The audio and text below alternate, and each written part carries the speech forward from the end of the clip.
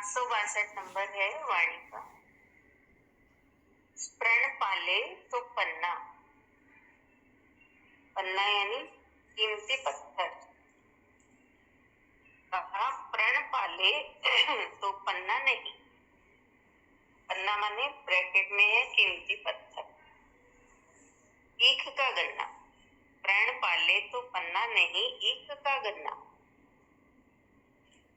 ठहरो तो पाओ, नहीं तो यूं ही समय बिताओ। गुरुदेव कह रहे हैं कि प्रण पाले तो पन्ना नहीं, ईख का गन्ना।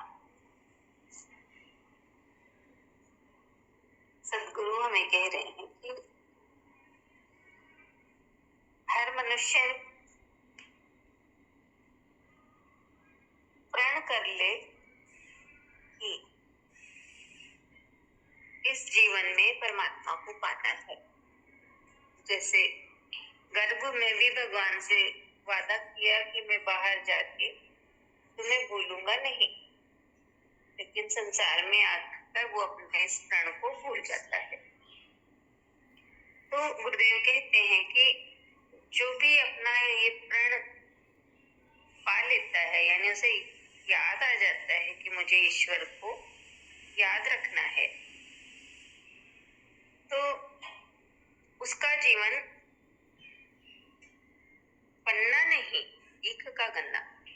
यानी जैसे पन्ना एम्प्टी होता है, तो ऐसे तो जीवन कहा गुरुदेव ने कि कीमती ही है, लेकिन वो पन्ने के जैसे कीमती नहीं, बल्कि ईख के गन्ने के जैसा हो जाता है। प्रण पाले तो पन्ना नहीं, ईख का गन्ना।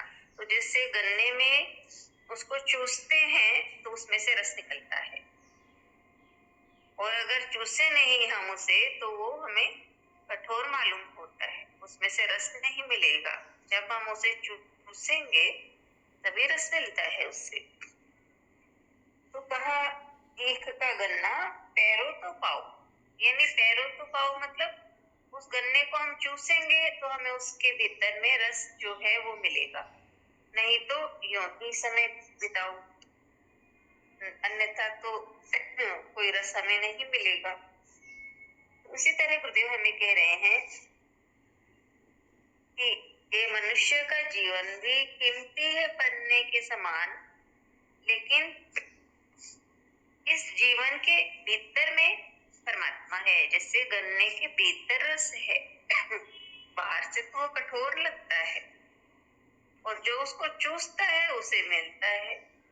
वैसे ही हमारे भीतर हमारे जीवन में भी परमात्मा है, लेकिन परमात्मा है, रसपूर्ण जीवन है, लेकिन कब मिलेगा? जब हम उसे अपने अंतर में पाएंगे। परमात्मा को हमारे अंतर में ही वो रस है, जिस रस को पाकर हमारे भीतर तृप्ति का भाव आएगा, जिस रस को पाकर हमारे भीतर आनंद की अनुभूति होगी, वो परमात्मा की अनुभूति। तो वो कब मिलेगी? जब हम अपने अंदर स्थित परमात्मा से जुड़ेंगे, अपने भीतर भाव का रस, प्रेम का रस हम पाएंगे, तो तभी हम उस आनंद को पा सकते हैं। तो यही है कि जीवन भी हमारा बाहर से तो ऐसे ही लगेगा कि खाना पीना सोना संसारिक व्यवहार, लेकिन इसी जीवन के भीतर में भी परमात्मा का रस भरा पड़ा है। उसको जिसने अपने इस जीवन की कीमत जानी, या अपने भीतर के रस को जिसने पाया, उन्हीं का ही जीवन सरस होता है, और तभी हमारा ये मनुष्य का जीवन पाना सार्थक होता है। तो इस तरह से भाव समझ में आया कि जिन्होंने कीमत जानी अपने जीवन की, उन्होंने ही अपने भीतर परमात्मा को पाया है। अपने ही भीतर खोज की है उस रस की और पाया है।